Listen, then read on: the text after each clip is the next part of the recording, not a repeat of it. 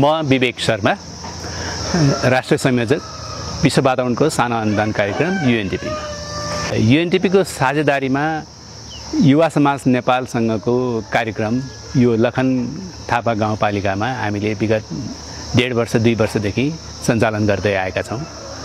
र यो वातावरण संरक्षण कार्यक्रमको कस्तो हुँदो रहेछ भने दुईटा पाटो हामीले हेर्छौँ। एउटा चाहिँ त्यहाँका जनसमुदायहरूलाई कसरी परिचालन गर्न सकिन्छ भन्ने कुराहरू हेर्छौँ भने दोस्रो चाहिँ वातावरण संरक्षण गर्ने र यसलाई दिगो बनाउने किसिमबाट हामीले काम गर्छौँ। अब समुदायमा आधारित भन्नासाथ नै समुदायलाई परिचालन गर्नु पर्यो, समुदायले नै कामहरू गर्नु पर्यो।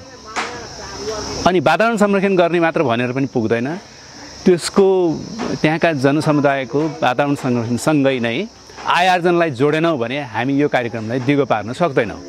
त्यसैले यो कार्यक्रम संरक्षणको कार्यक्रम हो, तर हामीले मुटुमा रहेको यो जनजीविकालाई हामीले यसलाई चाहिँ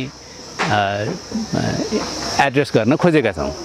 र यसै सिलसिलामा तरकारी खेती, जैविक तरकारी खेतीहरू गर्ने कामहरू भयो, धुप बनाउने कामहरू भए, मुहान संरक्षणका कामहरू भए, अनि त्यसपछि फलफुलको वृक्षारोपण गर्ने कामहरू भए, यस्ता कार्यक्रमहरू हामीले गर्दै जाने बेलामा के हुन्छ भन्दाखेरि त्यसले आय आर्जन पनि गर्छ र समुदायमा यो वातावरण संरक्षण गर्ने पनि कामहरू हुन्छ। यही मध्यनजर गरेर हामीले यो कार्यक्रम यो उसमा चाहिँ सञ्चालन गर्दै आएका हौँ।